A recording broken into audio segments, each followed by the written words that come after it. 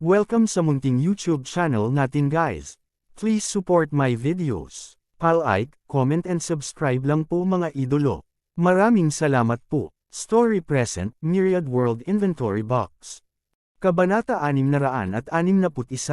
Sa pagtingin sa mga bagay na lumitaw sa kanyang harapan, si Huang Feng ay bahagyang nadismaya. Ito ay dahil, bagaman maraming bagay sa pagkakataong ito, ang bagay na gusto niya ay hindi lumitaw. Hindi lumitaw si Ning Wushuang sa mga opsyong ito, na nangangahulugang walang pagkakataon si Huang Feng na piliin siya at hindi siya madala sa totoong mundo. Gayunpaman, si Huang Feng ay hindi lubos na nabigo. Ito ay dahil nakakuha siya ng mga buhay na nilalang sa pamamagitan ng storage box dati, tulad ng Little White at Little Eagle.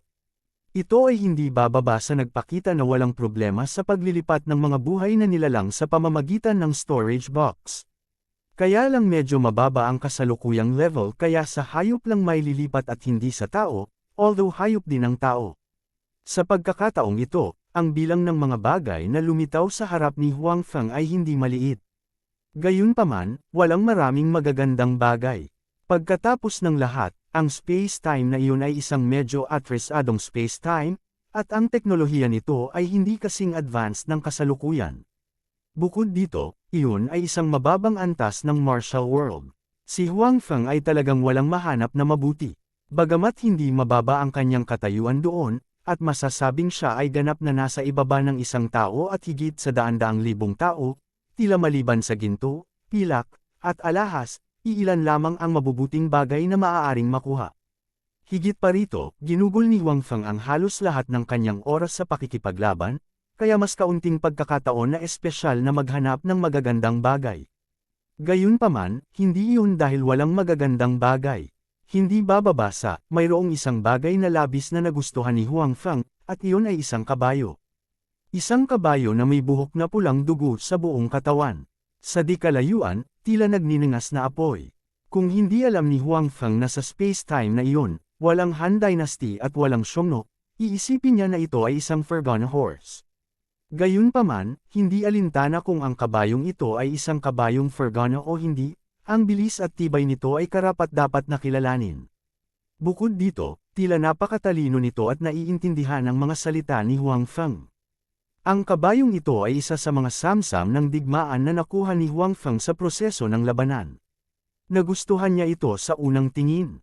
Nang maglaon, sumuko si Su Pei at hindi hiningi ang kabayong ito. Ang may-ari ng kabayong ito ay si Huang Feng. Sinakyan ito ni Huang Feng, nakipaglaban mula Hilaga hanggang Timog, at nanalo ng hindi mabilang na tagumpay. Ngayon, lumitaw din ang kabayong ito sa harap ni Huang Feng, ngunit hindi na ito kasing laki ng dati. Ito ay naging isang mini na bersyon, halos 10 sentimetro lamang ang haba. Gayunpaman, ito ay buhay pa rin. Sa makatuwid, si Huang Feng ay hindi nag-alinlangan at pinili ito. Kung tungkol sa iba pang ginto, pilak, at alahas, hindi niya pinili ang mga iyon. Bagamat nagustuhan niya ang pera ngayon, maaaring dahan daw ang kumita ang perang ito. Gayunpaman, ang ganitong uri ng BMW ay hindi madaling mahanap. Sa makatuwid, napakadali ni Huang Feng na pumili. Matapos pumili ni Huang Feng, nawala ang iba pang mga bagay, at ang natitira na lang ay ang malaponi na BMW. Ang pony na ito ay kapareho ng hover sports car mula noon. Maaaring magbago ang laki nito. Gayunpaman, ang kanyang silid tulugan ay limitado kung tutuusin, kaya hindi ito hinayaang mabago ni Huang Feng sa normal nitong laki. O sige, puntahan natin si Wushuang. Hindi ko alam kung natakot siya. Sa pag-iisip nito, mabilis na pumasok si Huang Feng sa villa. Pagkatapos noon, pinili niya si Ning Wushuang bilang taong namamahala sa lahat ng kanyang negosyo sa naunang espasyo. Pagkatapos, pinili niyang ipatawag si Ning Wushuang. Kuya Huang, Kuya Huang, okay ka lang. Nawala ka lang at binigyan ako ng takot. Nang makita ni Ning Wushuang si Huang Feng, isang pagtataka ang lumitaw sa kanyang mukha. Bagamat sinabi sa kanya ni Huang Feng ang tungkol sa storage box noon, syempre, nang biglang nawala si Huang Feng, hindi maiwasang mabigla siya. Ngayon na nakita niya si Huang Feng na nakatayo doon, talagang gamaan ang loob niya. Ayos lang ako, sabi ni Huang Feng. Ito yung lugar na pinag-uusapan niyo kanina. Nagkaroon ng oras si Ning Wushuang upang tingnan ang paligid. Nalaman niya na ang mga dekorasyon dito ay ganap na naiiba sa mga nakita niya noon. Kaya naman sobrang curious siya. Yes, in the future, kung gusto natin magkita, dito na lang tayo magkikita. Sabi ni Huang Feng. Hindi naman masama yun. Bagamat medyo nadismaya si Ning Wushuang na hindi niya masundan si Huang Feng sa kanyang mundo, magandang bagay pa rin na madalas makita si Huang Feng dito. Matatanggap niya pa rin. Pagkatapos noon, dinala ni Huang Feng si Ning Wushuang sa paligid ng lugar. Si Ning Wushuang ay lubhang mausisa at nagustuhan ng bagong kapaligirang ito. Bakit hindi natin ituloy ang ginagawa natin kanina? Pagkatapos ng isang round, tumingin si Huang Feng kay Ning Wushuang, na nakasuot ng manipis na sando, at sinabi. Dati, nang biglang nawala si Huang Feng, labis na nag-aalala si Ning Wushuang. Isa pa, wala pang oras ang lumipas, kaya simpleng white shirt lang ang suot niya ngayon. Hindi nito tuluyang natakpan ang kanyang magandang figure.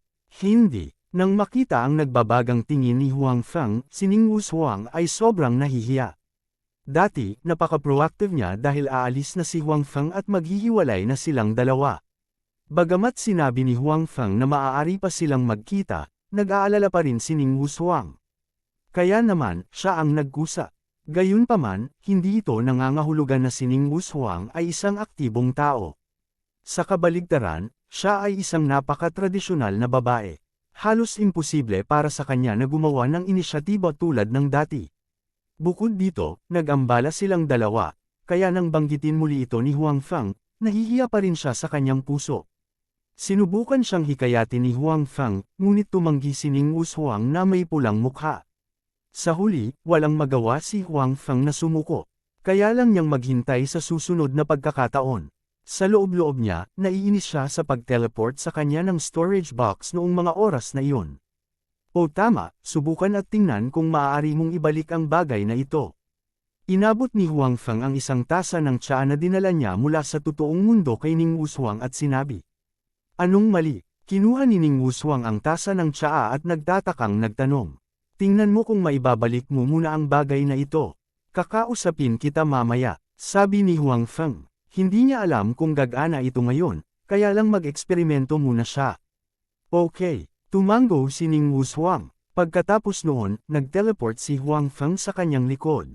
Hindi nagtagal, na-teleport si Ning Wushuang pabalik sa kanyang mundo. Paano na? Pwede mo bang ibalik yung teacup? Agad na pumunta si Huang Feng at nagtanong. Oo naman, casual na sabi ni Ning Wushuang. Talaga, sabi ni Huang Feng na may halong pagtataka. Sabi ni Ning Wushuang nang may katiyakan.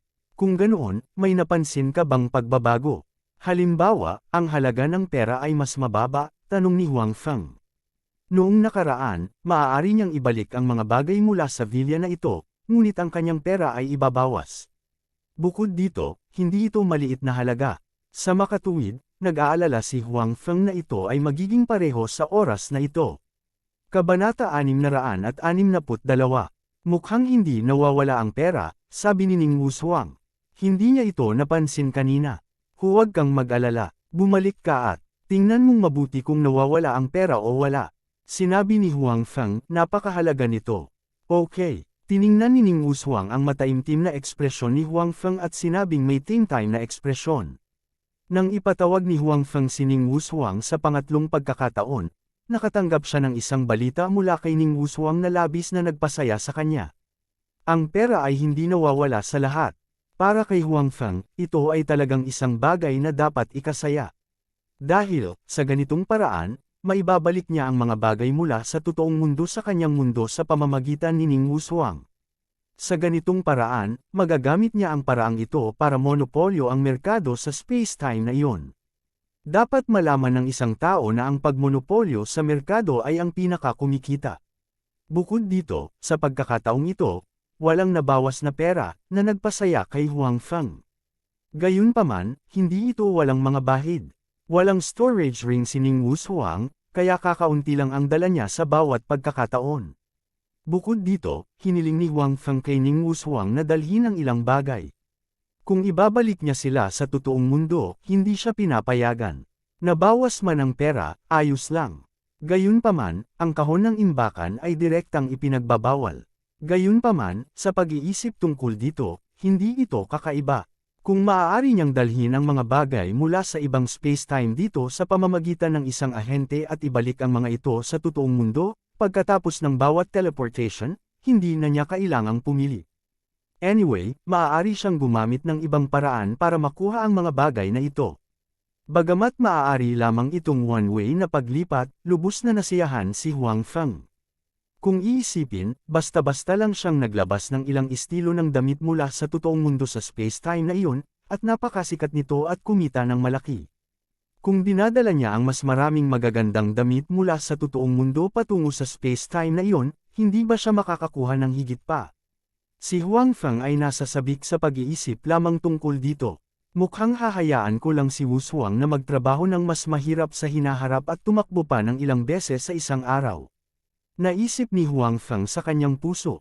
Gayunpaman, ang kahon ng imbakan ay nagbigay sa kanya ng isa pang suntok ng napakabilis. Nang gusto niyang ipatawag si Ning Wu Shuang sa pang-apat na pagkakataon, hindi niya ito magawa kahit anong mangyari. Para bang ang function na ito ay wala sa lahat? Pwede bang 4 na beses lang sa isang araw ang agent na ito? Huang Feng hula sa kanyang puso. Kung hindi siya mali, ito ang limitasyon. Kung hindi, hindi nito ipapaliwanag kung bakit hindi siya makatawag sa ika-4 na pagkakataon. Gayunpaman, kung ganoon nga ang sitwasyon, ang kanyang ideya na umasa kay Ning Wu Shuang na mag-teleport ng ilang beses sa isang araw upang maibalik ang mga bagay mula sa totoong mundo ay mawawala. Sa isang limitasyon sa bilang ng mga teleportasyon, ang bilang ng mga bagay na maaaring dalhin ay magiging limitado. Gayunpaman, hindi imposibleng lutisin ang problemang ito. Tiningnan ni Huang Feng ang storage ring sa kanyang kamay at mayroon ng solusyon. Hanggat binigyan niya si Ning Wu Shuang ng storage ring, lalo na ang isa na may malaking storage space, magagawa ni Ning Wu Shuang na ibalik ang totoong mga bagay. Gayunpaman, ang singsing na imbakan ay malinaw na isang kayamanan. Isa pa lang ang nakuha niya sa ngayon, at hindi masyadong malaki ang espasyo. Kahit na gamitin niya ito ngayon, medyo mahihirapan siya. Ang tindahan sa kahon ng imbakan ay may mga singsing na imbakan para sa palitan, ngunit ang presyo ay medyo mataas. Ang espasyo lamang ng 10 metro kwadrado sa kanyang kamay ay nagkakahalaga ng 80 milyon, at ang mga may malalaking espasyo ay nagkakahalaga ng higit sa 100 milyon.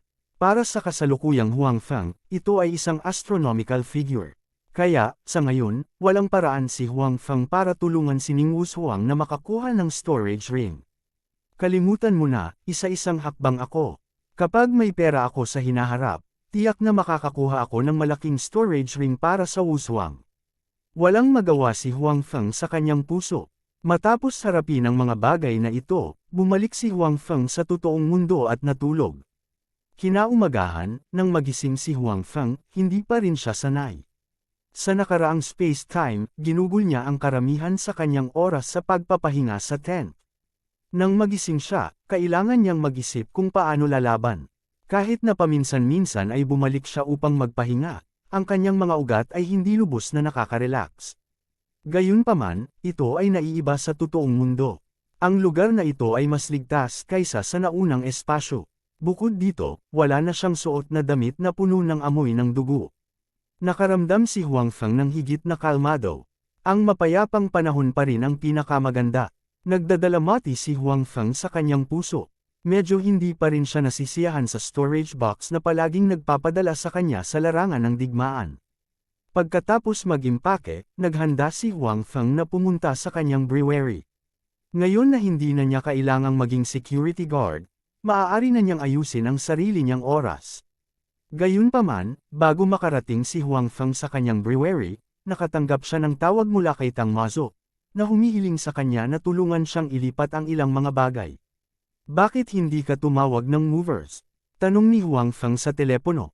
Hindi mo ba kailangan ng pera para tumawag ng mga movers? Ganon ba kadali kumita ng pera? Upang mawala sa kontrol ng pamilya, kailangan kong wakasan ang bawat sentimo ng kontrata ngayon, matuwid na sabi ni Tang Mazo. Gayunpaman, alam ni Huang Feng na gusto lang ng babaeng ito na magtrabaho siya bilang isang kuli. Bagaman noon pa man ay gusto na niyang kumita ng pera, hindi ito tinatawag na porter, at hindi ito makatipid ng malaking pera. Maaaring hindi ito sapat para sa pera ng kanyang mga pampaganda. Gayunpaman, hindi tumanggi si Huang Feng. Kung tutuusin, na-guilty siya sa kanya. Sa kanyang kumpanya, pagkatapos ibaba ni Tang Mazo ang telepono, ang kanyang mukha ay nagpakita ng isang mapagmataas na ekspresyon. Bagamat nag-propose na siya kay Huang Feng na patawarin niya ito, hindi ito nangangahulugan na hahayaan siya ni Tang Mazo. Sa pananaw ni Tang Mazo, tiyak na hindi siya tutulungan ni Huang Feng na mawala sa kontrol ng pamilya, kaya hindi niya inisip na ipagpatuloy ang panunukso at gawing mahirap ang mga bagay para kay Huang Feng. Habang si Tang Mazo ay naghihintay sa pagdating ni Huang Feng ng buong pagmamalaki, hindi niya napansin na sa hindi kalayuan sa pasukan ng kanyang kumpanya, may isang taong mas malaki ang ulo kaysa sa isang normal na tao. Sa oras na ito, siya ay nakatitig sa pasukan ng kanyang kumpanya, naghihintay para sa kanya upang lumitaw. Pagkatapos, sa pamamagitan niya, nakita niya ang lokasyon ni Huang Feng. Huang Feng, hindi kita pakakawalan. Ibinaba ni Feng dito ang kanyang katawan at tahimik na tumingin sa pasukan ng kumpanya. Tahimik niyang inisip sa kanyang puso na ito na ang kanyang huling pagkakataon. Kung hindi niya kayang harapin si Huang Feng, hindi lang siya mawawala ng pagkakataon na hawakan ang hita ni Kai Tian, ngunit kasabay nito, dahil sa nakaraang insidente, ang kanyang prestihiyo sa underworld ay bumagsak din ng husto. Sa makatuwid, kailangan niyang harapin sina Huang Feng at Tian Jun para iligtas ang kanyang mukha. Sa oras na ito, si Huang Feng ay nagmamaneho ng kanyang supercar at nagmamadaling pumunta sa kumpanya ni Tang Mazo. Hindi niya alam na may isang taong galit sa kanya na naghihintay sa kanya dito. Kabanata 663. Hey, nandito ako. Saang floor ba ang kumpanya mo? Nang dumating si Huang Feng sa kumpanya ni Tang Mazo, tinawag niya ito. Bagamat alam niya kung saang gusali naruroon ang kumpanya ni Tang Mazo, hindi niya alam kung saang palapag iyon. Nandito ka pala, nasa 12 palapag ang kumpanya ko. Halika, sabi ni Tang Mazo. Okay, sagot ni Huang Feng. Pagkatapos noon, bumaba si Huang Feng sa kotse. Nang lumitaw ang figure ni Huang Feng, si Feng Deito, na nagtatago sa hindi kalayuan, ay nagliwanag ang kanyang mga mata. Hindi niya inaasahan na lilito si Huang Feng ng ganoon kabilis. Tila talagang hindi karaniwan ang relasyon ni Huang Feng at ng babaeng iyon. Kinakabahang tumingin si Feng Deito sa paligid. Pagkatapos nito, inilabas niya ang pistola mula sa kanyang mga braso, itinaas ito, at tinutukan. Bagamat kanina pa niya ito pinag-isipan at pinagplanuhan ng mabuti, pagdating dito, hindi pa rin mapigilan ni Feng Deito ang kaba. Hindi pa siya gumamit ng baril dati. Sa pagkakataong ito, hindi niya maiwasang makaramdam ng kaba. Sa oras na sa wakas ay nagawa niyang pigilan ang kanyang mga kamay sa panginginig, si Huang Feng ay nawala na sa kanyang paningin. Ibinaba niya ang baril sa kanyang kamay dahil sa pagkabigo. Okay lang, mamaya na siya lalabas. Paglabas niya ulit, hindi ko na siya bibitawan.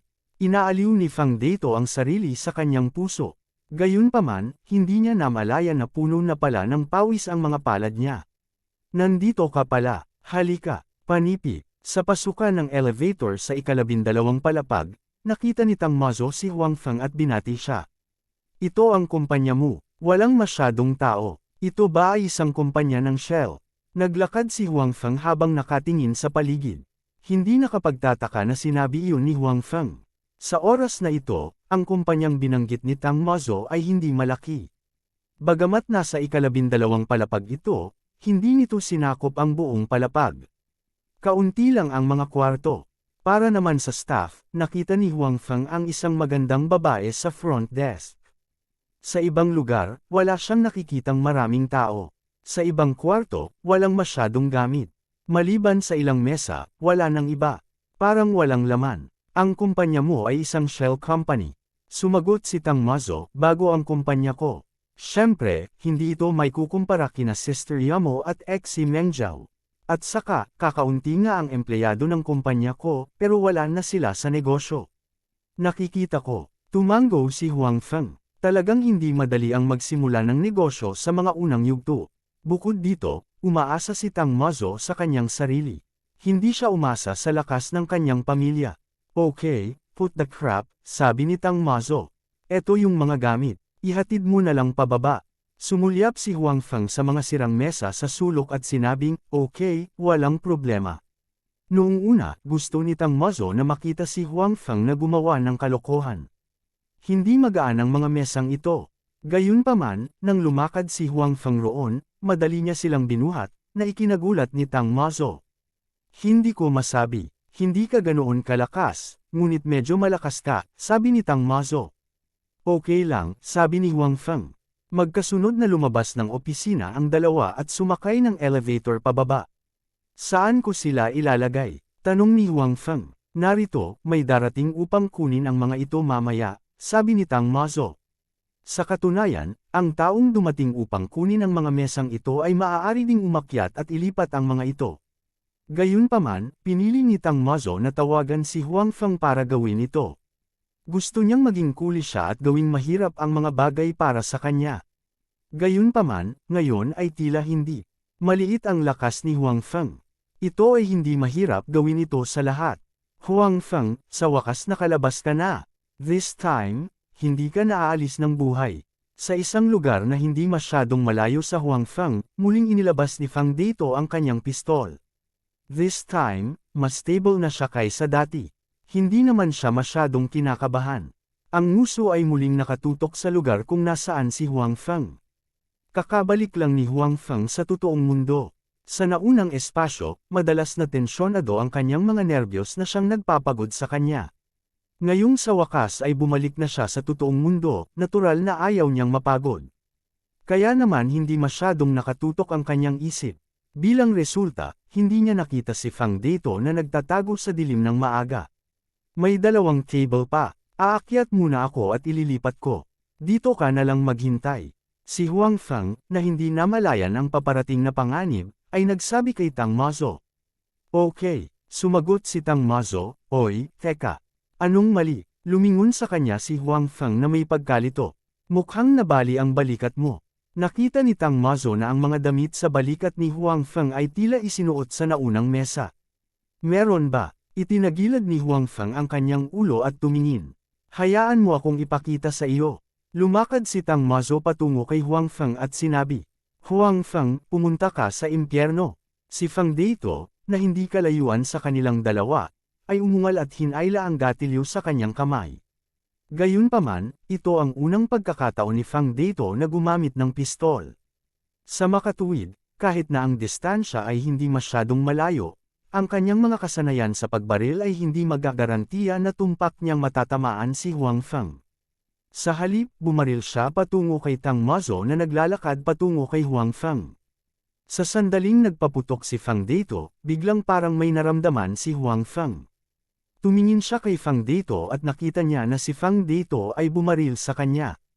Gayunpaman, ang direksyon ng pagbaril ay hindi patungo sa kanya, ngunit patungo kay Tang Mazo na nasa tabi niya.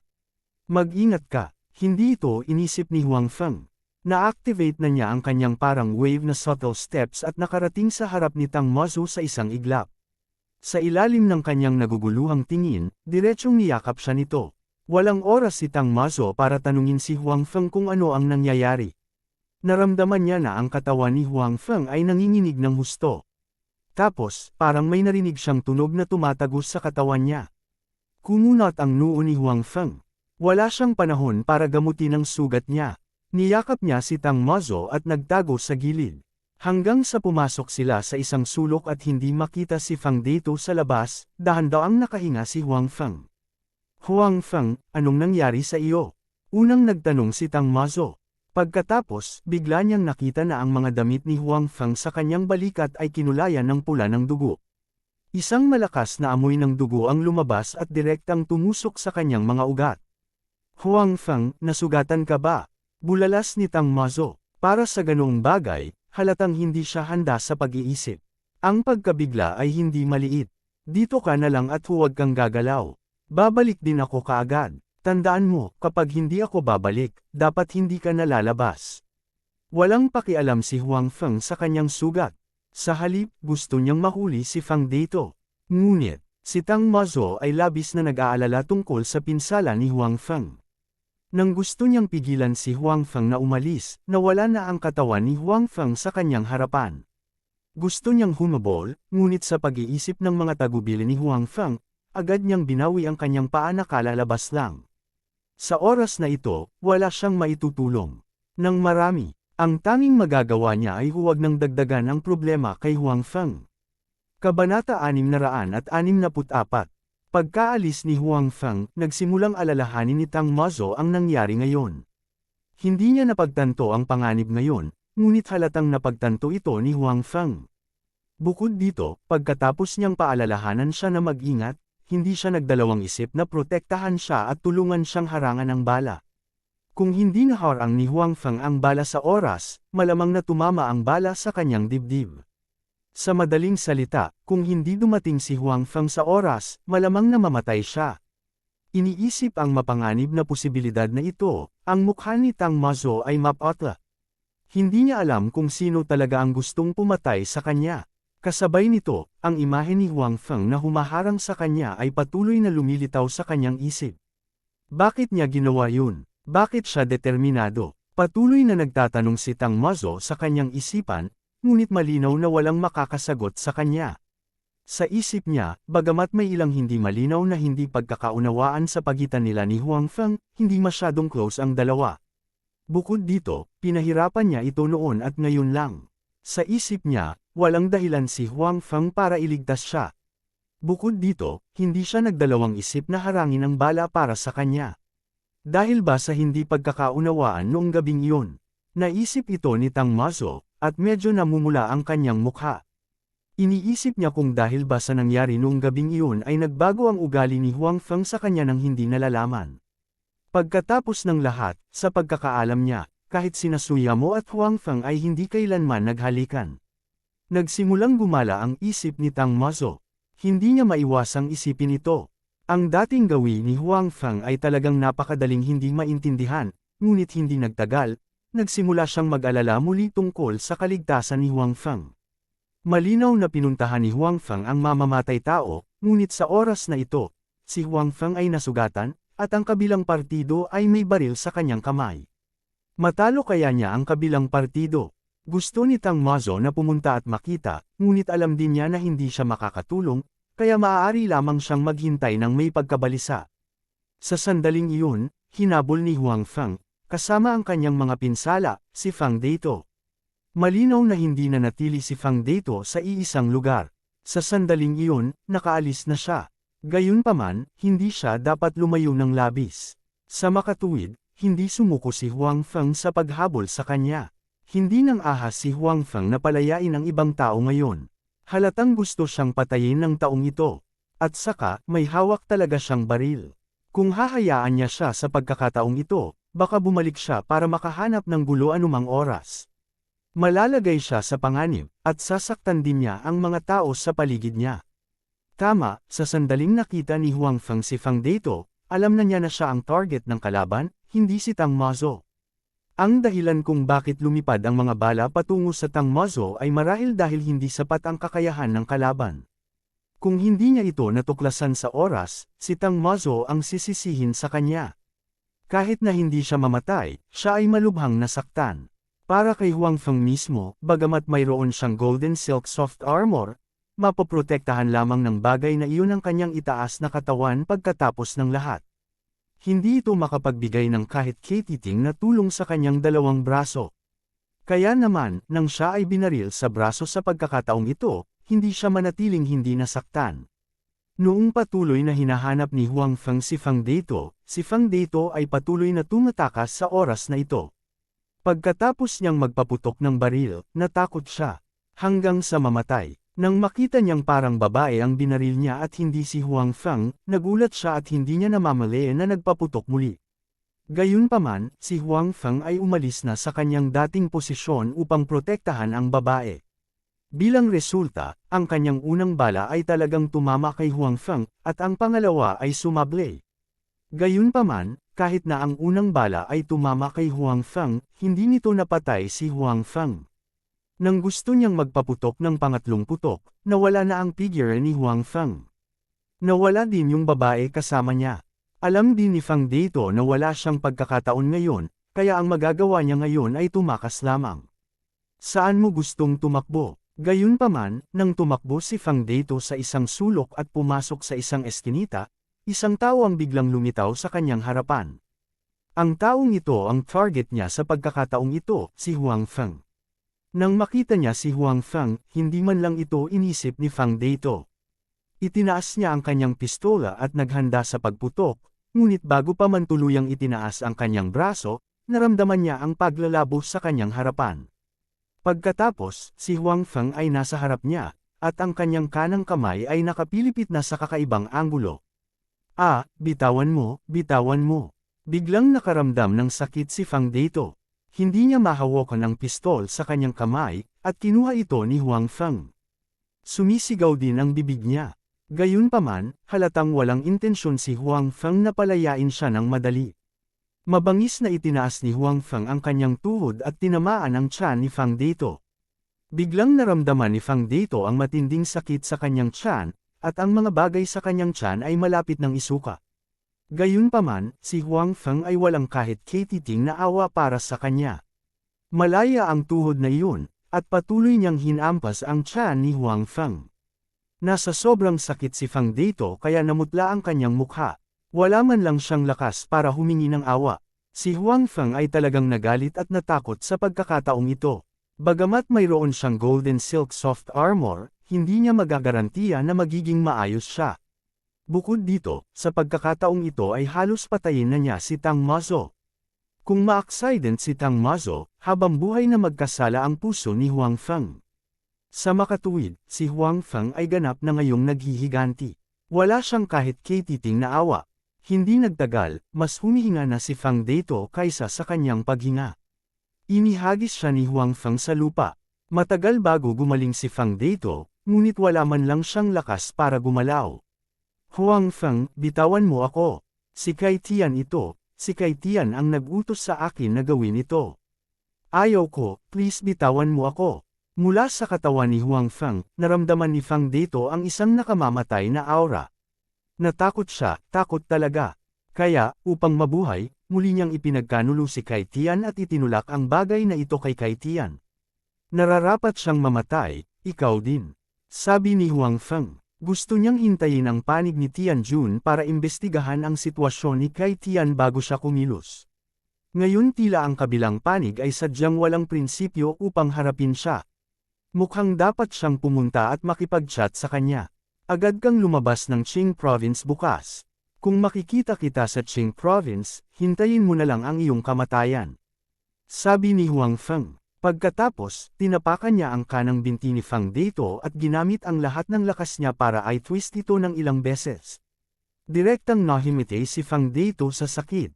Mula ngayon, ang mundong ito ay magkakaroon ng isa pang sipa. Bagamat sa ibang panahon at espasyo, direkta at hindi direktang pinatay ni Huang Feng ang maraming tao, sa totoong mundo, pinigilan pa rin ni Huang Feng ang kanyang sarili. Maliban kung talagang kinakailangan, hindi siya papatay. Ginawa niya ito dahil ayaw niyang maging killing machine. Kabanata 665. Gayunpaman, kahit na ayaw ni Huang Feng na pumatay ng mga tao sa totoong mundo, hindi ito nangangahulugan na kaya niyang tiisin ang lahat. Ito na ang huling pagkakataon na ibinigay niya kay Fang Deito. Kung hindi pa rin niya maiintindihan, huwag mo siyang sisihin sa pagiging impolite. Hindi utol si Huang Feng na kunin pa ang mga buhay sa kanyang mga kamay. Sa katunayan, ang pag-aalala ni Huang Feng ay hindi kailangan. Pagkagising ni Fang Deito, hindi man lang siya ng ahas na pumunta agad sa ospital para magpagamot. Sa halip, kumuha siya ng pera at nagmamadaling umalis sa Jiangzhou at umalis sa probinsya ng Qing. Natakot siya. Takot talaga siya kay Huang Feng.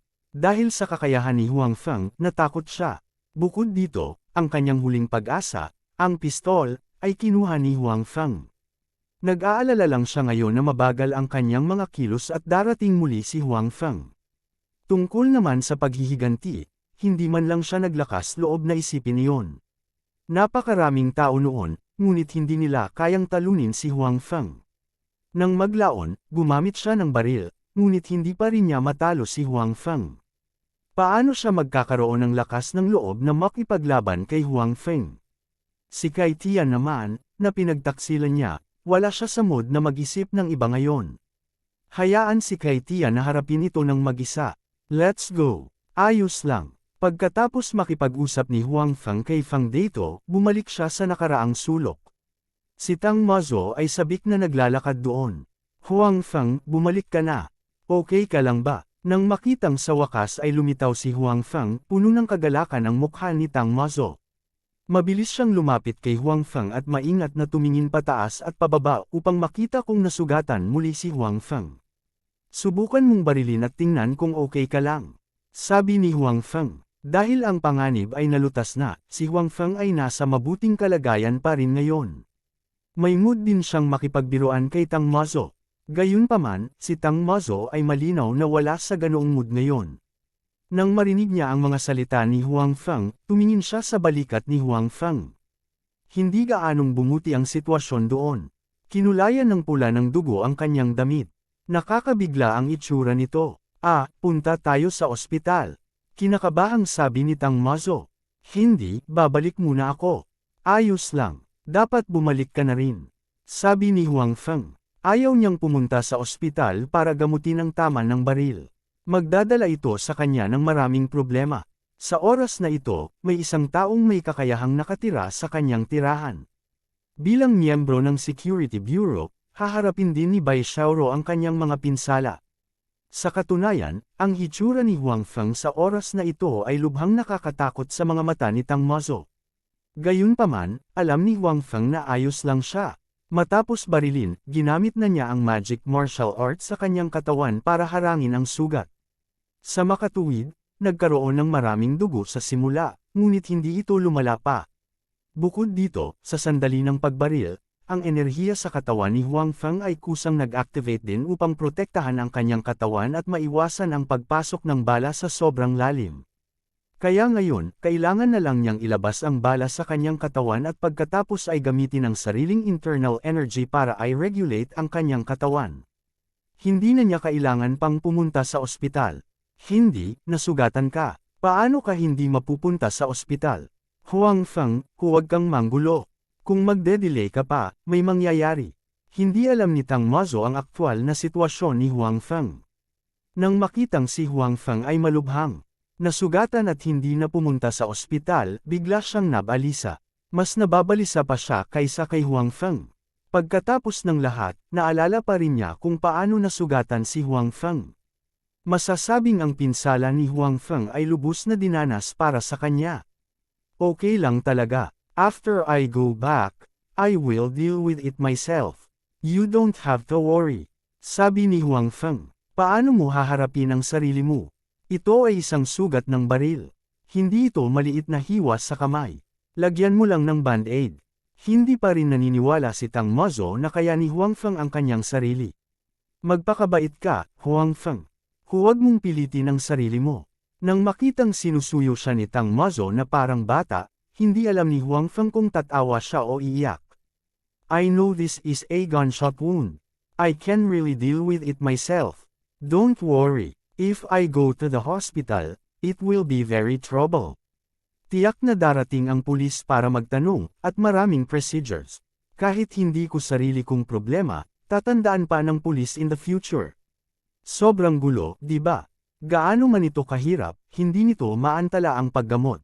Sabi ni Tang Mazo, hindi ito magtatagal. Kung hindi mo ako pakakawalan ngayon, talagang maaantala ang paggamot, sabi ni Huang Feng. Nang makitang nagpumilit si Huang Feng na umalis, hindi na naituloy ni Tang Mazo ang igiit. Talagang natatakot siya na kung ipipilit niya, maantala nito ang paggamot ni Huang Feng, kaya sinabi niya, maaari kang bumalik, ngunit gusto kong sundan ka.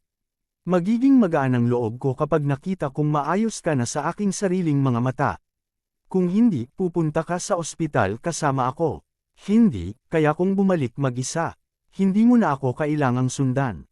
Sabi ni Huang Feng. Ayaw niyang malaman ni Tang Mazo na may babae sa kanyang tirahan, kahit na walang kinalaman ang babaeng ito sa kanya. Bakit hindi? Nag-aalala si Tang Mazo tungkol sa kaligtasan ni Huang Feng. Tumingin siya sa balikat ni Huang Feng na dumudugo pa at nag-aalalang sinabi, huwag ka nang mag-antala pa. At saka, hindi ka makakapagmaneho ng ganito. Tutulungan kitang magmaneho. Nang makitang medyo nag-aalinlangan pa si Huang Feng, magagamit lang ni Tang Mazo ang kanyang trump card at sinabing, kung hindi ka pumayag na sundan kita, sasabihin ko kay Sister Yamo ang tungkol sa atin. Hoy, walang namamagitan sa atin, sabi ni Huang Feng. Gayunpaman, bagamat sinabi niya, masunurin pa rin siyang sumakay sa kotse. Talagang natatakot siya na may sasabihin sina Tang Mazo at Yamo, at hindi niya ito maipaliwanag ng malinaw. Bukod dito, siya ay nasugatan. Bagamat hindi nito ilalagay sa panganib ang kanyang buhay, napakasakit pa rin nito. Si Huang Feng ay hindi gustong masangkot kay Tang Mazo dito. If she saw it, so be it. As long as Yamo don't misunderstood it, it's fine. Nang makitang masunerang sumakay si Huang Feng sa kotse, nasiyahan si Tang Mazo. Pagkatapos, sumakay din siya sa kotse ni Huang Feng. Sa oras na ito, nalaman niya na ang kotse ni Huang Feng ay tila medyo naiiba sa ibang mga kotse. Parang may maraming bagay. Gayunpaman, sa oras na ito, halatang wala siya sa mood na isipin iyon. Ang pagpapauwi kay Huang Feng sa lalong madaling panahon ay ang tamang gawin. Dito ka nakatira. Si Tang Mazo ang nagmaneho ng kotse patungo sa komunidad ni Huang Feng at nagtanong. Oo, sabi ni Huang Feng habang sinusuot ang kanyang coat. Ito ay isang komunidad, at may mga taong dumarating at umaalis. Natakot si Huang Feng na baka hindi maintindihan ng iba kapag nakita nila siya. Bilasan mo, tutulungan kita. Nakita ni Tang Mazo na medyo namutla ang mukha ni Huang Feng, at mabilis na humakbang pasulong upang tulungan si Huang Feng. Sa oras na ito, wala siyang pakialam kung sasamantalahin siya ni Huang Feng. Noong una ay gustong tumanggi si Huang Feng, ngunit iginiit ni Tang Mazo, kaya hindi siya nagsalita, at ang dalawa ay naghintay sa elevator ng magkasama. Gayunpaman, sa entrance ng elevator, nakita ni Huang Feng ang isang pamilyar na figure. Kabanata 666. Hintayin natin ang susunod na elevator. Nang makita ni Huang Feng ang figure, huminto ang kanyang katawan ng hindi namamalayan. Pagkatapos, sinabi niya kay Tang Mazo na may hindi natural na ekspresyon. You're already injured, yet you're still so calm. Wala masyadong tao sa entrance ng elevator. Natural na hindi alam ni Tang Mazo kung ano ang iniisip ni Huang Feng.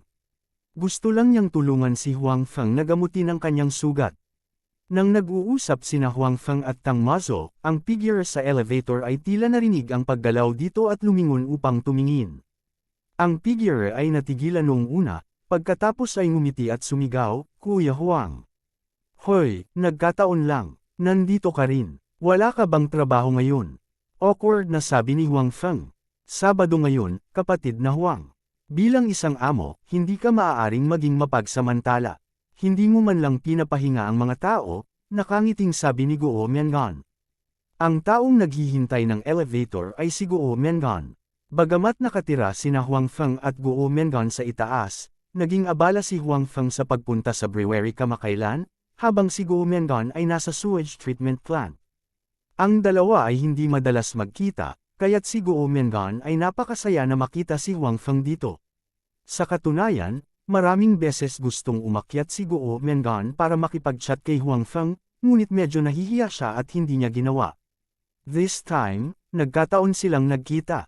Gayunpaman, agad na nakita ni Guo Miangan si Tang Mazo sa tabi ni Huang Feng. Kung titignan ang kinatatayuan ng dalawa ay halatang hindi sila estranghero. Nag-aalinlangan siyang nagtanong, Brother Huang, ito ba? Oh, kaibigan ko siya, Tang Mazo. Sabi ni Huang Feng, pagkatapos ay sinabi niya kay Tang Mazo, ito si Guo Miangan, kapitbahay ko at kasamahan ko rin. Hello, sabi ni Guo Miangan kay Tang Mazo. Hello, sagot din ni Tang Mazo. Bagamat mukhang masigasig ang dalawang babae, walang kakaiba sa kanila. Hindi bababasa, iyon ang naisip ni Huang Feng. Gayunpaman, tanging ang dalawang batang babae lamang ang nakakaramdam ng pagpatay na layunin sa hangin.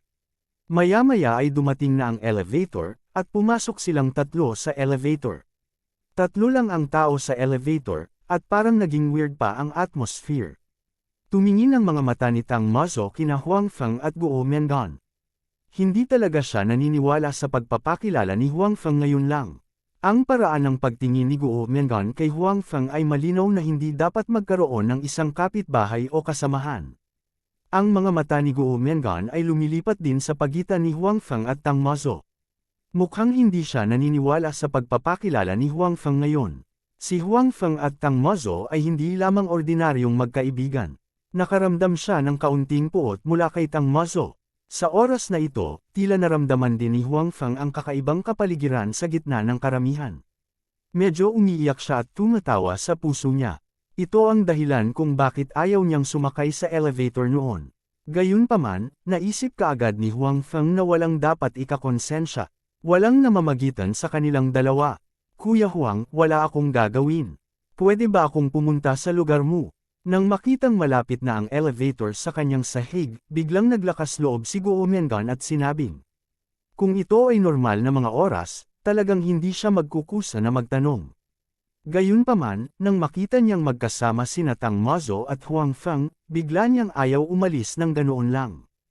Hindi niya gustong iwanan sina Huang Feng at Tang Mazo na mag-isa. Gusto ni Huang Feng na tumanggi, ngunit tila walang magandang dahilan. Nang papayag na siya, biglang sinabi ni Tang Mazo, may gagawin pa tayo, maaaring hindi ito komportable. Natural na sinadya ni Tang Mazo na tulungan si Huang Feng na gamutin ang kanyang sugat. Naturally, ang mas kaunting mga tao na nakakaalam tungkol sa sugat ng baril, mas mabuti. Gayunpaman, ang kanyang mga salita ay medyo hindi naiintindihan sa mga tainga ni Guo Mengan. Si Guo Mengan, na hindi masyadong determinadong umakyat, ay ayaw ng sumuko. Kapatid na Huang, mayroon bang anumang bagay na hindi maginhawa para sa akin na malaman? Kung meron, hindi na ako aakyat. Panipi, hindi nagtanong si Guo Mengan kay Tang Mazo, ngunit direktang nagtanong kay Huang Feng. Sa pagkakataong ito, hindi masabi ni Huang Feng na may isang bagay na hindi maginhawa para kay Guo Mengan na malaman. Kung ganoon, tiyak na mali ang pagkakaintindi niya, at hindi niya maipaliwanag ang kanyang sarili. Wala, kung wala kang gagawin, umakyat ka at maupo, sabi ni Huang Feng. Anyway, makikita ni Tang Mazo si Bai Xiaoro kapag umakyat siya. Ngayong naidagdag na si Guo Mengan, mukhang hindi na ito big deal. Pakiramdam ni Huang Feng ay nabasag niya ang isang garapon. Napatingin si Guo Mengan kay Tang Mazo nang may pagmamalaki, ngunit kinurot ni Tang Mazo si Huang Feng sa isang lugar kung saan hindi nakikita ni Guo Mengan. Hindi niya alam kung bakit, ngunit sa madaling salita, nang makita niyang hinayaan ni Huang Feng si Guo Mengan na umakyat, labis siyang nalungkot. Ngumisi si Huang Feng. Hindi niya alam kung sino ang naprovoke niya. Pasyente pa siya ngayon. Iniisip ang reaksyon ng dalawang babaeng ito nang makita nila si Bai Xiaoro. Nakaramdam ng kaunting sakit ng ngipin si Huang Feng. Nanghihinayang din siya na napakahina ng kanyang paghahangad. Bakit pumayag na lang siya sa kanila? Hindi ba ito naghahanap ng gulo? No matter what, nakarating na siya dito. Ito ay walang silbi kahit na pinagsisihan ito ni Huang Feng. Maaari lamang siyang magpatuloy sa pagsulong. Bumalik ka na. Bakit ang aga mo ngayon? Pagbukas ni Huang Feng ng pinto gamit ang susi, dumating ang boses ni Bai Xiaoro. Si Tang Mazo at Guo Mengan, na medyo palaban pa rin, ay natigilan nang marinig nila ang boses ng babae mula sa tirahan ni Huang Feng. Pagkatapos noon, wala na silang pakialam sa pagiging masungit at sumunod kay Huang Feng papasok. Nakita rin ni Huang Feng ang reaksyon ni Guo Mengan at Tang Mazo. Nakaramdam si Huang Feng ng kaunting sakit sa kanyang anit. Bakit hindi ka nagsasalita? Si Bai Xiaoro, na nanunood ng TV sa bulwagan, ay hindi narinig ang tugon ni Huang Feng. Siya ay lumingon sa kanyang ulo na may ilang mga pagdududa at natigilan. Dahil, ang taong pumasok ay hindi lamang si Huang Feng. Sa tabi niya, isa sa kaliwa at isa sa kanan, may dalawang dilag. Sa mga oras na ito, ang dalawang dilag na ito ay nakatingin din sa kanya ng nakatulala. Sino silang dalawa? Tumingin si Bai Xiaoro kay Huang Feng at nagtanong. Ito ay orihinal na isang ordinaryong tanong lamang, ngunit sa pandinig ni Tang Mazo at Guo Mengan, ito ay may kakaibang pakiramdam. Naramdaman nila na tila nagtatanong si Bai Xiaoro kay Huang Feng sa tono ng isang babaeng punong abala, na naging dahilan para hindi komportable ang dalawa. Hindi naiwasang mag-isip ni Tang Mazo at Guo Mengan dahil magkasamang nakatira sina Huang Feng at Bai Xiaoro. Bukod dito, sa oras na ito, Si Bai Xiaoro ay nakasuot ng isang uri ng maluwag na damit pambahay. Nakaupo sa sala, nanunood ng TV at naglalaro ng tuta, may poster siyang hostess. Si Tang Mazo at Guo Mengan ay natakot. Mga kaibigan ko sila. Naramdaman ni Huang Feng na mas mali ang kapaligiran, kaya mabilis niyang binago ang paksa. Wag na, muna natin itong pag-usapan. Tulungan mo ako. Anong mali? Bagamat sinasagot ni Bai Xiaoro si Huang Feng, gumagalaw pa rin ang kanyang mga mata sa pagitan ni Tang Mazo at Guo Mengan. Sinusukat din siya ng dalawa pang babae. Tila nagkaroon ng tahimik na labanan sa pagitan ng tatlong tao. Kabanata 667. Nang makitang ang tatlong babae ay tila umaatake sa isa't isa gamit ang kanilang mga mata, si Huang Feng ay lalong hindi nakainik. Masasabi lang niya, nasugatan ako. Ah, nasugatan ka ba? Nagtatakang tanong ni Bai Xiaoro. Sa pagkakataong ito, sa wakas ay lumingon siya at tumingin kay Huang Feng. Kuya Huang, nasugatan ka ba? May mali ba? Ngayon lang nalaman ni Guo Mengan na si Huang Feng ay nasugatan. I'm fine now. Kung magde-delay ako ng ilang sandali, mahirap sabihin, sabi ni Huang Feng. Nang sabihin ito ni Huang Feng, ang tatlong babae ay hindi na nang ahas na umatake gamit ang kanilang mga mata. Mabilis na naglakad si Bai Xiaoro patungo kay Huang Feng. Maging si Tang Mazo at Guo Mengan ay lumapit. Bagamat alam ni Tang Mazo na si Huang Feng ay nasugatan at madalas na dumudugo, hindi niya alam ang eksaktong lawak ng kanyang pinsala. Saan ka nasugatan? Tanong ni Bai Xiaoro. Maingat na hinubad ni Huang Feng ang kanyang Amerikana. Nang makitang hindi maginhawa para sa kanya na lumipat, mabilis na humakbang si Tang Mazo at Guo Mengan para tumulong. Inilibot ni Bai Xiaoro ang kanyang mga mata. Gayunpaman, nang haborin ni Huang Feng ang kanyang Amerikana, nalantad ang nakakagulat na sugat. Kuya Huang, anong nangyari sa iyo? Bakit ang daming dugo? Nakita ni Guo Mengan ang dagwang hitsura ng balikat ni Huang Feng at hindi napigilan ang pagtulo ng kanyang mga luha. Maging ang mga mata ni Tang Mazo ay pula. Ang kanyang damdamin ay mas malalim kaysa kay Guo Mengan dahil si Huang Feng ay nasugatan dahil hinarang niya ang bala para sa kanya. Kung hindi, ang nasaktan ngayon ay hindi si Huang Feng, kundi ang kanyang sarili. Baka mas malala pa ang kalagayan niya kaysa kay Huang Feng.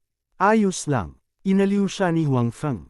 You're still acting tough. Bakit hindi mo sinabi kanina nung kakapasok mo lang? Pagbalik ni Bai Xiaoro sa kanyang silid, bigla siyang naglabas ng isang kahon ng gamot. Makakasiguro si Huang Feng na hindi sa kanya ang bagay na ito. Sa madaling salita, dinala ni Bai Xiaoro ang bagay na ito sa hindi malamang oras. Kayong dalawa, haborin ang kanyang kamiseta, sabi ni Bai Xiaoro kina Tang Mazo at Guo Mengan habang may hawak na pares ng sipit at iba pang gamit. Sa oras na ito, hindi nang ahas sina Tang Mazo at Guo Mengan na huwag pansinin ang mga salita ni Bai Xiaoro. Maliwanag, mayroon siyang karanasan sa lugar na ito. Sa makatuwid, umalis ang dalawa upang tulungan si Huang Feng na haborin ang kanyang kamiseta. Dahan-dahan, itinuro ni Bai Xiaoro, dahil sa pagdurugo, ang damit at dugo ni Huang Feng ay naghalo at damaykit pa sa kanyang katawan. Ito ay magiging napakahirap na alisin ito. Bukod dito, ang bilis ay hindi maaaring masyadong mabilis. Sa katunayan, kahit na wala ang mga tagubili ni Bai Xiaoro, sina Guo Mengan at Tang Mazo ay hindi nang ahas na haborin ang kanilang mga damit ng masyadong mabilis matapos makita ang kalagayan ng mga balikat ni Huang Feng. Natatakot sila na saktan nila si Huang Feng. It's okay, don't worry, tanggalin mo na yan. Sabi ni Huang Feng nang makita niyang napakaingat ng dalawang babae.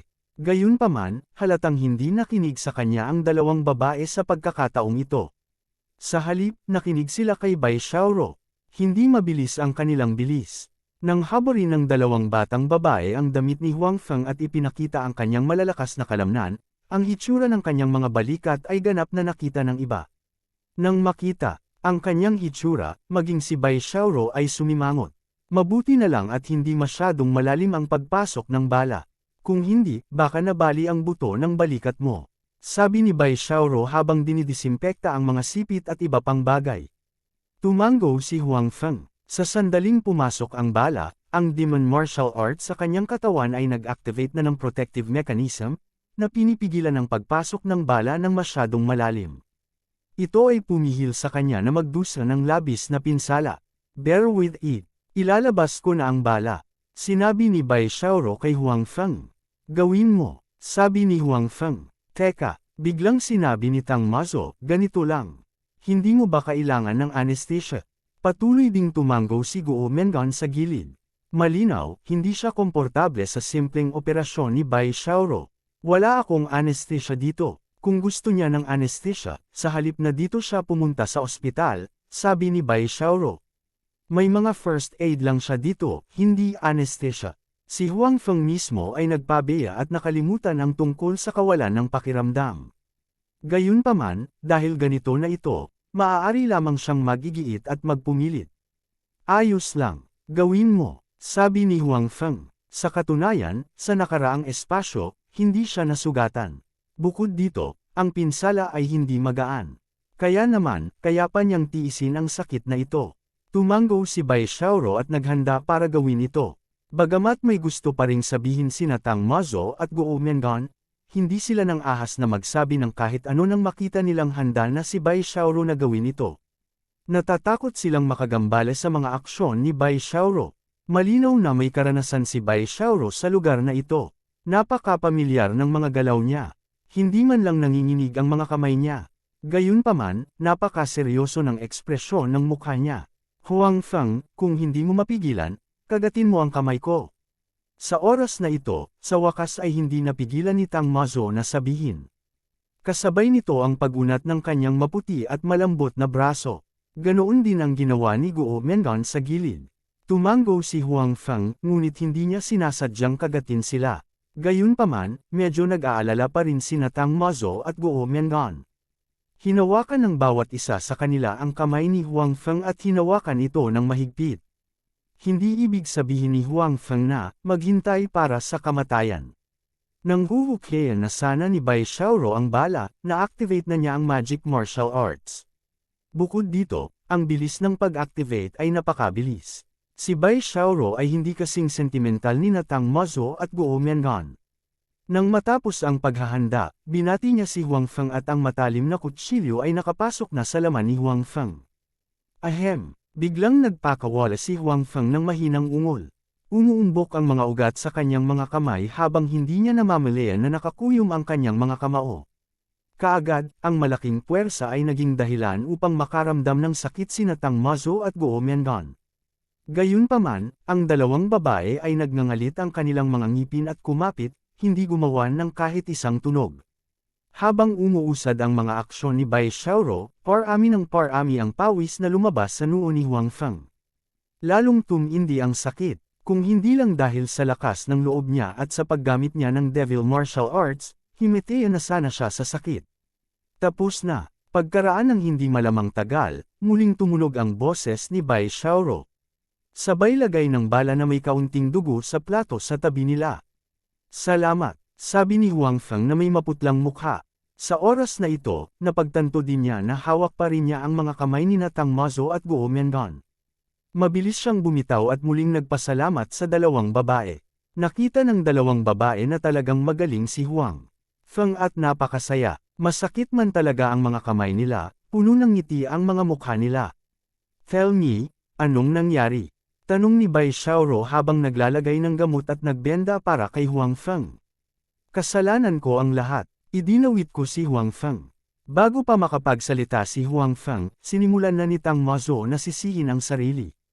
Kung hindi dahil sa akin, hindi masasaktan si Huang Feng.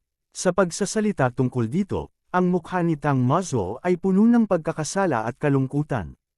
Kabanata 668. Isang bayani na negel iligtas sa isang dalagang nasa pagkabalisa. Mahinang sabi ni Bai Xiaoro, ngunit hindi tumigil sa paggalaw ang kanyang mga kamay. Hindi nagtagal at nalagyan ng benda ang balikat ni Huang Feng. Siya ay talagang mula sa National Security Agency. Madalas niyang natapos ang mga mapanganib na gawain. Talagang mahusay ang kanyang diskarte sa pagbenda.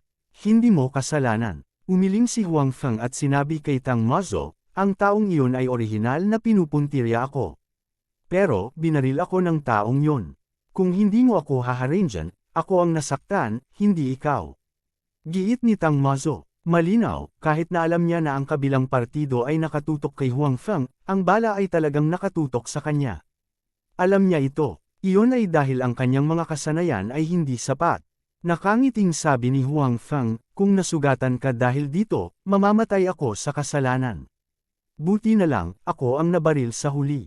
Anyway, nabaril ka dahil sa akin. This is all my fault. Giit ni Tang Mazo. Ang paliwanag ni Huang Feng ay hindi nagpaginhawa sa kanyang pakiramdam. Lalo na pagkatapos makita ang kahabag-habag na kalagayan ni Huang Feng, lalo siyang nakonsensya. Well, hindi mo kailangang magmadali sa responsibilidad. Inayos ni Bai Xiaoro ang mga gamit, pagkatapos ay tumingin kay Huang Feng at sinabing, kilala mo ba kung sino ito? Well, I know. This matter has been half solved. I will solve the other half as soon as possible. Sinabi ni Huang Feng na ang kalahati ay natural na hanapin si Kai Tian. Kung tutuusin, si Kai Tian ang may pekana ng bagay na ito. Kung wala siya, hindi pupunta si Big Head Fang sa kanya, at hindi mangyayari ang insidente ngayon. Mabuti naman at kaya mo ang sarili mo. Kung hindi mo kaya, makakatulong ako. Kung hindi, mahihiya akong kumain at uminom ng libre dito, sabi ni Bai Xiaoro. Dahil sa sinabi ni Bai Xiaoro, muling tumingin sa kanya sina Tang Mazo at Guo Mengan. Sa pamamagitan ng kanyang mga salita, hindi mahirap para sa kanila na maunawaan na hindi ito ang unang araw na nagpakita si Bai Xiaoro dito. Matagal na siyang nakatira, kasama si Huang Feng. Huwag mo akong tignan ng ganyan, wala akong kinalaman sa kanya. Naramdaman ang kanilang mga titig, agad na nalaman ni Bai Xiaoro ang kanilang iniisip. Gayunpaman, ang mga salita ni Bai Xiaoro ay nagpahiya kay Tang Mazo dahil wala silang matalik na relasyon kay Huang Feng at hindi kwalipikadong tanungin si Bai Xiaoro. Sa makatuwid, kahit na curious silang dalawa kung bakit mananatili rito si Bai Xiaoro, na walang kinalaman kay Huang Feng, nahihiya silang magtanong, at wala rin silang magandang dahilan para magtanong. Well, mag-usap muna kayo. Magpapahinga na ako. I suddenly feel so sleepy. Naramdaman ni Huang Feng na medyo awkward na manatili dito, kaya gusto niyang umalis muna. Huang Feng, okay ka lang ba? Masama ba ang pakiramdam mo? Mabilis na tanong ni Tang Mazo. Hindi, medyo pagod lang ako at gusto ko nang magpahinga, sabi ni Huang Feng. Ay, mabuti naman. Kung ganoon ay magpahinga ka na. Mauna na ako, magkita na lang tayo mamaya. Sabi ni Tang Mazo. Sa kanyang puso, siya ang naging sanhi ng pinsala ni Huang Feng, kaya nakaramdam siya ng labis na pagkakasala kay Huang Feng. Hindi niya ito kayang bitawan. Nang ganoon kadali, Kuya Huang, magpahinga ka na. Aalis muna ako. Nang makitang tumayo si Tang Mazo at aalis na sana, kahit na gusto pa rin ni Guo Mengan na manatili dito at samahan si Huang Feng, nagpaalam pa rin siya. Bukod dito, napagpasyahan niya na dahil nagpapahinga siya ngayon, maaari siyang gumawa ng sopas para kay Huang Feng upang mapangalagaan ang kanyang katawan. Well, hindi kita iingatan. Okay lang ako, wala kang dapat ipag-alala. Sabik na si Huang Feng na umalis ang dalawang babae. Hindi sa ayaw niyang makita sila, ngunit kapag magkasama ang tatlong babae, palaging nararamdaman ni Huang Feng na medyo kakaiba ang kapaligiran. Tumayo sina Tang Mazo at Guo Mengan at naghanda na umalis. Gayunpaman, bago umalis ang dalawa, muli silang tumingin kay Bai Xiaoro. Pagkatapos, wala silang sinabi at umalis sa tirahan ni Huang Feng. Sino sa kanila ang girlfriend mo? Sa sandaling umalis sina Tang Mazo at Guo Mengan, tinanong ni Bai Xiaoro si Huang Feng. Natigilan si Huang Feng at pagkatapos ay nagsabi, mga kaibigan ko sila, mga ordinaryong kaibigan, hindi mga kasintahan. Kung hindi mo sila girlfriend, bakit sila kinakabahan sa'yo at galit sa akin? Sabi ni Bai Xiaoro sa masamang mood, dahil ba pareho silang gusto mo at hindi mo sila gusto?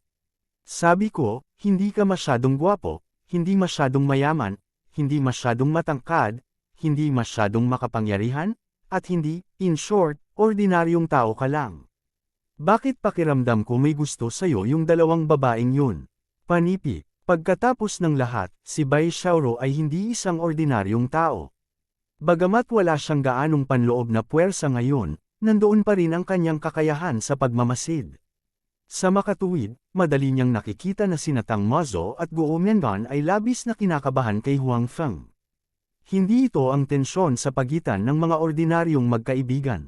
Ito ay malinaw na lampas sa kategoryang iyon. Bukod dito, medyo hindi komportable ang mga mata ng dalawang babae na medyo hindi komportable si Bai Xiaoro. Kaya naman, sinadya niyang itinuro na matagal na siyang tumira rito para hindi komportable ang dalawang babae. Masama ba ako gaya ng sinabi mo? Sinabi ni Huang Feng, normal para sa mga babae na magustuhan ako. Gayunpaman, sa pagkakataong ito ay mali ka. Hindi nila ako gusto. Hindi naniniwala si Huang Feng na magugustuhan siya ni Tang Mazo. Kung tutuusin, itong babaeng ito ang nagpahirap sa kanya noon. Isa pa, ayaw niyang pakawalan siya. This time, she was so worried about him malamang dahil hinarang niya ang bala para sa kanya. Para naman kay Guo Mengan, dapat silang maging ordinaryong magkaibigan. Bagamat noon pa man ay gusto na ni Liang Zi na makipagkasundo sa kanya, wala siyang gaanong oras para pumunta sa sewage treatment plant. Kung hindi, baka mangyari talaga. Pero ngayon, imposible. Hindi sila madalas magkita. Hindi ko talaga alam kung sasabihin ko bang tanga ka, o nagkukunwari kang nalilito, sabi ni Bai Xiaoro. Napagtanto niya mismo, kaya hindi siya naniniwala na hindi magagawa ni Huang Feng. Sa katunayan, si Huang Feng ay talagang walang gaanong karanasan sa lugar na ito.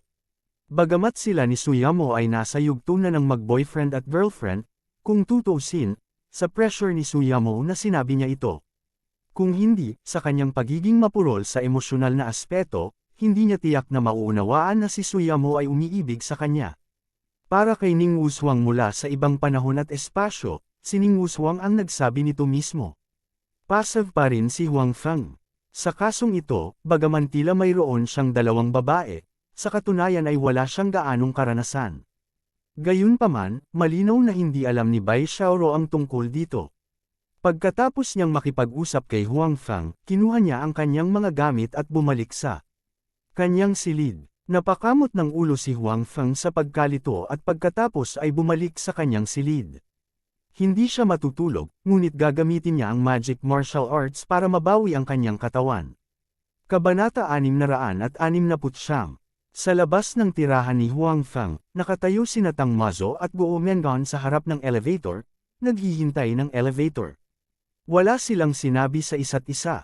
Nang makitang paparating na ang elevator, biglang tinanong ni Tang Mazo si Guo Mengan, paano mo nakilala si Huang Feng? Isang kaibigan ang nagpakilala sa akin sa kanya. Sinabi ni Guo Mengan, paano ka? Paano mo siya nakilala? Ipinakilala rin ako ng isang kaibigan. Sabi ni Tang Mazo, alam mo bang may girlfriend siya? Sadyang sinabi ni Tang Mazo kay Guo Mengan ang balitang ito para hindi maisip ni Guo Mengan si Huang Feng. Kung ginagawa niya ito para sa kanyang sarili o para kay Suyamo, siya lang ang nakakaalam. Bagamat malabo niyang nahulaan na si Huang Feng ay maaaring may kasintahan noon, si Guo Mengan ay nalungkot pa rin nang marinig niya ang mga salita ni Tang Mazo. Pagkatapos ng lahat, mayroon siyang magandang impresyon kay Huang Feng, ngunit dahil nahihiya siya at walang maraming pagkakataon, hindi siya nagkusa na ihayag ang kanyang nararamdaman kay Huang Feng. Gayunpaman, kahit na ang balitang ito ay nagpalungkot sa kanya ng kaunti, tila hindi siya masyadong nagulat dahil sa kanyang puso, si Huang Feng ay napakahusay, at normal para sa mga kilalang tao na magkaroon ng kasintahan. Dumating ang elevator, bumukas ang pinto, at muling sumara.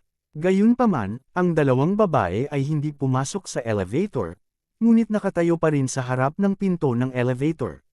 Talagang masaya ako para kay Brother Huang. Ngumiti si Guo Mengan at sinabi, kung sa tingin mo talaga, iyon ang pinakamahusay. Sabi ni Tang Mazo, ikaw ba ang taong iyon? Tanong ni Guo Mengan dahil ngayon lang niya nakita ang gawin ni Huang Feng at Tang Mazo.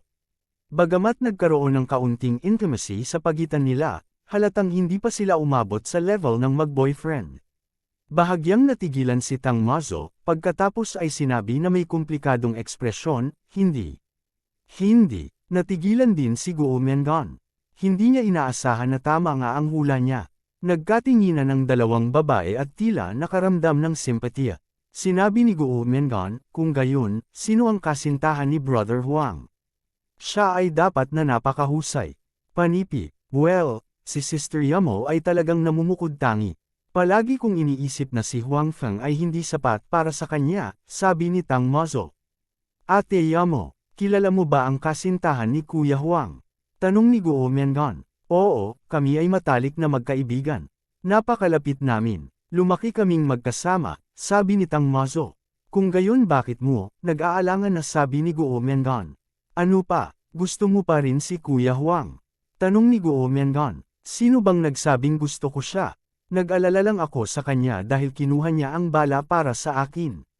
Siyempre, kailangan kong alagaan siya. Sa totoo lang, hindi pa kami matagal na magkakilala, nag-aalalang paliwanag ni Tang Mazo. Talaga, malinaw na hindi siya pinaniwalaan ni Guo Mengan. Tayong dalawa lang ang nandito, at wala si Kuya Huang. Natatakot ka ba na marinig ka niya? Hindi ako natatakot na marinig niya ito. Hindi ko talaga siya gusto. Nakakainis siya at pervert. Hindi ko siya gusto, sabi ni Tang Mazo. Talaga, sinabi ni Guo Mengan, ngunit noong tiningnan kita ngayon, ang paraan ng pagtingin ko sa kanya ay hindi ang paraan ng pagtingin ko sa isang pervert. Iyon ay dahil nag-aalala ako sa kanya, giit ni Tang Mazo. Kung tutuusin, nasaktan siya dahil sa akin. Hindi mahalaga kung aminin mo o hindi. Basta alam mo sa puso mo, sabi ni Guo Mengan. Si Tang Mazo ay bumalik sa kanyang katinoan. Siya ang nagtanong kay Guo Mengan, ngunit ngayon si Guo Mengan ang nagtanong sa kanya. Don't talk about me. I think hindi ka lang ordinaryong kaibigan sa kanya. Ordinaryong magkaibigan talaga kami. Gayunpaman, inaamin ko na maganda ang impresyon ko kay Kuya Huang, ngunit sa palagay ko ay hindi ako sapat para sa kanya. At hindi alam ni Kuya Huang na gusto ko siya. Kung ito ay nasa harap ni Huang Feng, hindi kailanman sasabihin ni Guo Mengan ang mga salitang ito. Gayunpaman, ngayon ay kaharap niya si Tang Mazo, na may gusto din kay Huang Feng, ngunit hindi maaaring maging babae ni Huang Feng. Biglang naramdaman ni Guo Mengan na marami siyang pagkakatulad sa kanya. At least, marami silang gustong sabihin tungkol kay Huang Feng, at naiintindihan nila ang nararamdaman ng isa't isa. Kahit si Tang Mazo ay hindi umamin na gusto niya si Huang Feng. Tumingin si Tang Mazo kay Guo Mengan at saglit na hindi alam kung ano ang sasabihin. Hindi niya inaasahan na aaminin ito ni Guo Mengan ng ganoon kabukas palad. Napakainggit niya ito. Sa katunayan, naiintindihan din ni Tang Mazo ang kanyang sariling mga iniisip. Sa orihinal, wala siyang magandang impresyon kay Huang Feng. Sa karamihan, isa siyang ordinaryong kaibigan. Gayunpaman, ang hindi pagkakaunawaan sa kusina ng gabing iyon ay nagdulot ng iba't ibang iniisip sa kanyang puso. Medyo nagbago din ang pananaw niya kay Huang Feng. Kung tutuusin, iyon ang kanyang unang halik na itinalaga niya sa loob ng maraming taon. Ito ay kinuha ni Huang Feng ng ganoon na lamang. Imposibleng wala siyang nararamdaman. Sa madaling salita, mayroon siyang espesyal na damdamin para kay Huang Feng. Gayunpaman, ngayon, nang makita niyang kinuha ni Huang Feng ang bala para sa kanya ng walang pag-aalinlangan, ang puso ni Tang Mazo ay naantig ng husto. Bagamat sinabi ni Huang Feng na papatayin siya ng tao, siya ang nasa panganib sa oras na iyon. Hindi rin nag-atubili si Huang Feng na iligtas siya. Ito ay hindi nababago. Mula sa sandaling iyon, alam ni Tang Mazo na sa kanyang puso, si Huang Feng ay ganap na naiiba kaysa dati. Hindi na siya isang ordinaryong kaibigan, ngunit isang taong maganda ang impresyon niya. Kakaiba ang damdamin ng isang babae. Maaari siyang habulin ng mahabang panahon at hindi man lang mahawakan. Maaari rin siyang mamove saglit at umibig sa isang tao. Bukod dito, sila ni Huang Feng ay naghalikan noon. Natural, iba pa ang pakiramdam. Gayunpaman, alam niya na ang relasyon nila ni Huang Feng ay hindi magtatapos ng maayos. Hindi pa banggitin ang background ng kanyang pamilya, ang katotohanan na si Huang Feng ay kasintahan ni Sister Yamo ay naging dahilan upang hindi siya maglakas loob na ihayag ang kanyang nararamdaman. Kung ibang tao, kaya pa niyang agawin siya. Gayunpaman, kapag ang taong nasasangkot ay ang kanyang matalik na kaibigan, hindi niya magawa ang sarili na gawin ito. Gayunpaman, inisip ni Tang Mazo na itinago niya ng husto ang kanyang nararamdaman at hindi niya ipinakita ang kahit katiting na damdamin. Gayunpaman, mabilis na natuklasan ng dalawang babae, sina Bai Xiaoro at Guo Mengan, ang sitwasyong ito. Dahil dito, naging mapagbantay din si Tang Mazo sa kanyang puso. Dapat siyang mag-ingat sa harap ni Sister Yamo at huwag ibunyag ang kanyang nararamdaman. Kung hindi, magiging komplikado ang relasyon nilang tatlo. Nang muling umakyat ang elevator, pumasok si Tang Mazo, at ganoon din ang ginawa ni Guo Mengan. Tumingin siya kay Tang Mazo at sinabing, baka maging mabuting magkaibigan tayong dalawa. Palagay ko rin, sabi ni Tang Mazo. Sabi ni Tang Mazo, hindi niya masabi ang kanyang nararamdaman para kay Huang Feng sa kanyang matalik na kaibigan. Ngunit kay Guo Mengan, nakapareho niya ang iniisip, masasabi niya ang anumang gusto niya. Hindi siya makaramdam ng anumang pressure na magsabi ng kahit ano sa harap ni Guo Mengan. Kaya naman, ang 2 taong ito na matagal nang hindi magkakilala, at kahit na sa simula pa lang ay naging matalik na magkaibigan sa maliit na elevator na ito. Kabanata 670. Pagkaalis ni Tang Mazo at Guo Mengan, bumalik si Huang Feng sa kanyang kwarto at nagsimulang gumamit ng demon martial arts para mabawi ang kanyang katawan. Dati, natuklasan ni Huang Feng ang kakaiba ng demon martial arts. Maging ang kakaibang sakit sa binti ni Tianlin ay maaari niyang pagalingin gamit ang demon martial arts. Tapos, hindi naman problema ang ordinaryong tama ng baril sa katawan niya. Habang pinapaikot ni Huang Feng ang demon martial arts sa kanyang katawan, mas mabilis na umikot ang demon martial arts sa katawan ni Huang Feng. Pagkatapos noon, sinasadya ni Huang Feng na kontrolin ang enerhiya upang hugasan ang kanyang balikat ng paulit-ulit. Hindi nagtagal, naramdaman ni Huang Feng na medyo mainit at makati ang sugat sa kanyang balikat. Mabilis na gumaling ang sugat. Nakakamangha talaga itong demon martial arts. Bulalas ni Huang Feng sa kanyang puso. Pagkatapos noon, hindi na siya tumigil at nagpatuloy sa pag-ikot ng demon martial arts. Makalipas ang 2 oras, malinaw niyang naramdaman na walang problema sa kanyang balikat. Ang paggalaw ng kanyang braso ay ganap na hindi naapektuhan. Anong ginagawa mong mag-isa sa bahay ng matagal? Nang itulak ni Huang Feng ang pinto at lumabas, nakita siya ni Bai Xiaoro at hindi nagtanong. Wala naman. Umupo si Huang Feng sa tabi ni Bai Xiaoro at sinabing, sabi ko, team leader, wala ka talagang gagawin. Manatili ka lang sa bahay at manood ng TV buong araw. May gagawin ako, ngunit hindi ba ako ang pinuno ng koponan? Hindi mo ako papayagang gawin ang lahat. Bukod dito, ang aking panloob na lakas ay hindi sapat na malakas. Napakadelikado magsagawa ng mga misyon. Nakadikit pa rin ang mga mata ni Bai Xiaoro sa TV. Hindi man lang siya tumingin kay Huang Feng habang sumagot. Si Bai Xiaoro ay nagbibigay sa kanyang sarili ng pagbabakasayon na nakatago. Sa katunayan, bago ang insidenteng ito, hindi pa siya nagbakasyon, kahit isang beses. Sa pagkakataong ito, sinamantala niya ang pagkakataong ito para magpahinga. Pakiramdam niya ay masarap na may mag-aalaga at magluluto para sa kanya. Siyempre, kahit na tila naglalaro si Bai Xiaoro, sa katunayan, hindi siya tumigil sa paglilinang. Gayunpaman, mayroon siyang karanasan sa lugar na ito at alam niya na maraming beses, hindi sapat na tumuon lamang sa paglilinang. Ang angkop na pahinga ay maaaring makatulong kung minsan para sa paglilinang. Nang makitang nagsasalita muli si Bai Xiaoro tungkol sa panloob na lakas, hindi alam ni Huang Feng kung paano tutugon. Pagkatapos ng lahat, ang kanyang panloob na lakas ay hinihigop sa kanya. Ang bagay na ito ay talagang kasalanan niya. Gabi na, magluto ka na ng tanghalian.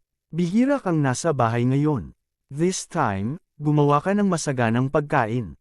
Sa puntong ito, handa na sa wakas si Bai Xiaoro na ilayo ang kanyang mga mata sa TV at tumingin kay Huang Feng na may seryosong ekspresyon.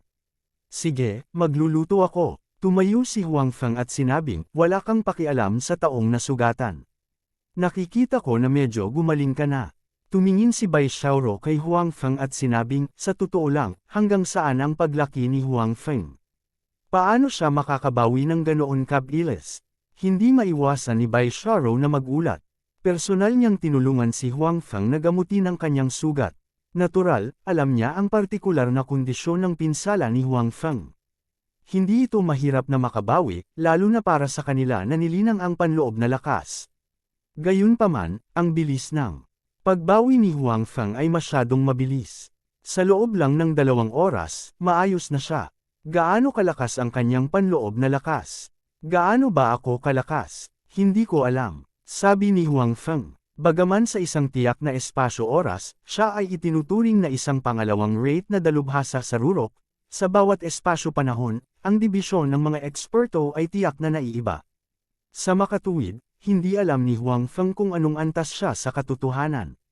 Gayunpaman, ang panloob na lakas na aking nililinang ay tila nakakatulong sa pagpapagaling ng mga pinsala. Sabi ni Huang Feng, ang tinutukoy niya ay ang Seven Luminaries Invincible Technique. Kahit na walang mahiwagang kapangyarihan, ang Seven Luminaries Invincible Technique lang ang makakapagpabilis sa bilis ng paggaling ng mga pinsala. Yan ba yung binigay mo? Nagliwanag ang mga mata ni Bai Xiaoro. Kahit na natuklasan na niya na ang teknik na ibinigay ni Huang Feng ay mas mabilis sa mga tuntunin ng paglilinang kaysa sa panloob na lakas na kanyang nilinang noon, talagang hindi niya inaasahan na ang pamamaraang ito ay magkakaroon ng mahimalang epekto sa pagpapagaling ng mga pinsala. Sumang-ayon si Huang Feng. Saka kailangan ko talagang magtanim ng maayos, sabi ni Bai Xiaoro.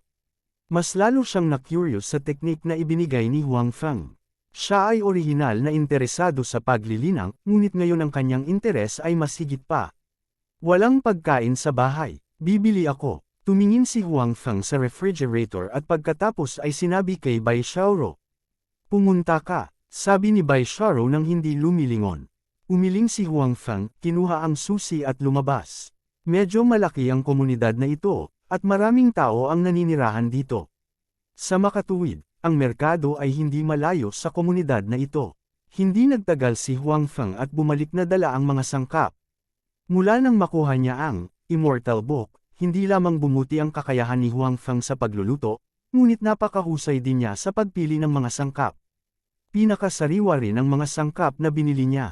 Nang pumasok si Huang Feng sa komunidad habang naghuham ng isang himig, nakita niya na maraming tao ang nagkukumpulan sa pasukan ng komunidad. Sa gitna ng mga tao, tila may tunog ng isang lalaki at isang babae na nag-aaway. At medyo pamilyar ang boses ng babae. Sa lahat ng lugar na pag-aawayan, kailangan mong mag-away sa bakana ng komunidad. Hindi ba ito nakakaapekto sa paglalakad ng ibang tao? Sabi ni Huang Feng habang naglalakad. Hindi siya interesadong panoorin ang saya. May isang tamad na babae pa sa bahay na naghihintay na pakainin siya. Bawal mong i-bully ang nanay ko, you big bad guy. Biglang may narinig na pamilyar na boses. Boses iyon ng bata. Sinubukan man itong magkunwaring mabangis, napakasarap pa rin ng boses. Higit sa lahat, ang boses na ito ay napakapamilyar kay Huang Feng. Ang boses mula sa away kanina ay medyo pamilyar kay Huang Feng. Nang marinig niyang muli ang pamilyar na boses ay agad siyang napatigil. Lumingon si Huang Feng at sumiksik sa karamihan. Gusto niyang makita kung sino iyon.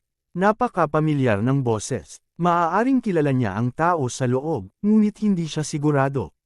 Nang sumiksik si Huang Feng, nakita niya ang isang pamilyar na boses. Umirap si Huang Feng, Little Mengzu. Hindi inaasahan ni Huang Feng na makikita ang maliit na batang babae na si Zhu Mengzu dito. Napatingin siya sa 2 taong nag-aaway. Oo naman, isa sa kanila ang ina ni Mengzu, si Zhu Lingyon.